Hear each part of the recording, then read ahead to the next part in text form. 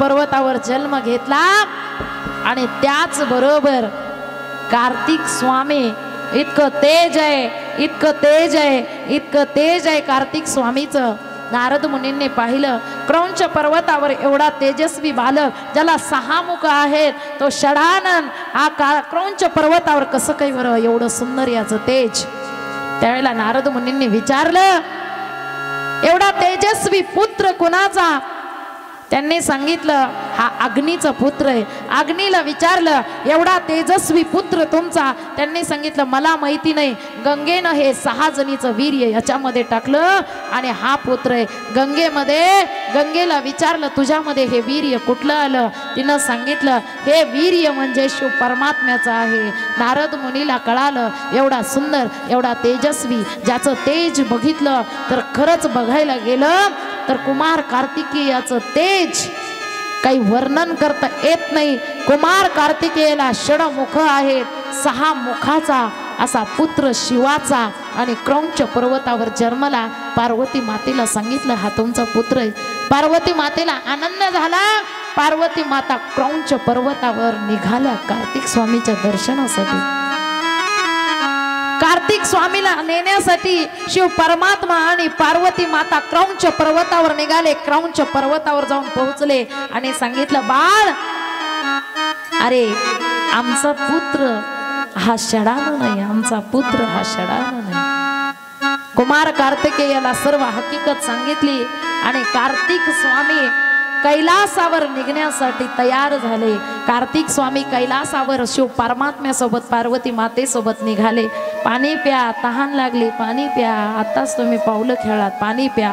पण जरा एकाग्र चित्तानं थोडं लक्ष द्या. आता उद्याचा दिवस शिव महापुराण कथा आहे. परवाच्या दिवशी तुम्ही या म्हणलं तरी आम्ही येणार नाहीत, थांबणार सुद्धा नाही. त्याच्यामुळं 2 दिवस शिव महापुराण कथा अगदी लक्षपूर्वक ऐकायची. आपापसात जरा कमी बोलायचं आणि जरा इकडं लक्ष द्यायचं. हर हर महादेव, हर हर महादेव. आपल्या कथेमध्ये कोणी झोपी जाते मला असं तर वाटत नाही, कारण सगळे एकदम टवटवीत टवटवीत टवटवीत गुलाबाचे फुलं आहेत. कोणी झोपी जात नाही. झोप म्हणलं एखादा तरी बघते मी कथेमध्ये कोणाचा डोळा झाकते का, पण कोणाचाच नाही डोळा झाकत. कसलीच झोप नाही.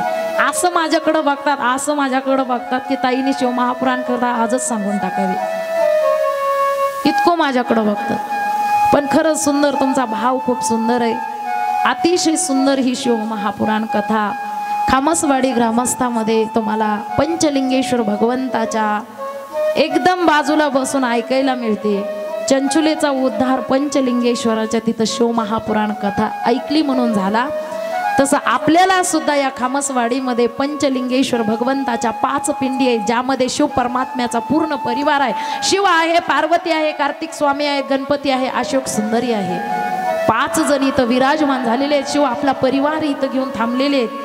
आणि त्यांच्या सोबत आपल्याला पूर्ण परिवारासोबत ही कथा ऐकायला मिळते, ही आपलं परम भाग्य, आपलं भाग्य आहे. ही कथा आपल्याला ऐकायला मिळते कार्तिक स्वामीला नेण्यासाठी. आता मात्र तुम्हाला खरंच कळत नाही का दुःखाचा प्रसंग तुम्ही चहा आणून देता? मी तुम्हाला सांगत आहे, पार्वती माता निघाल्या, रडायला लागले सगळे. मी माझ्या वडिलाचा प्रसंग सांगते, तुम्ही तिकडे चहा पिता. कुणी दुःखाच्या प्रसंगात चहा पिईल का? मला अजब वाटलं. दुःखातही आपलं आपलंच असतं, सुखातही आपण आपलेच आहे, म्हणून तर आपण सुखी नाही. हर हर महादेव, हर महादेव.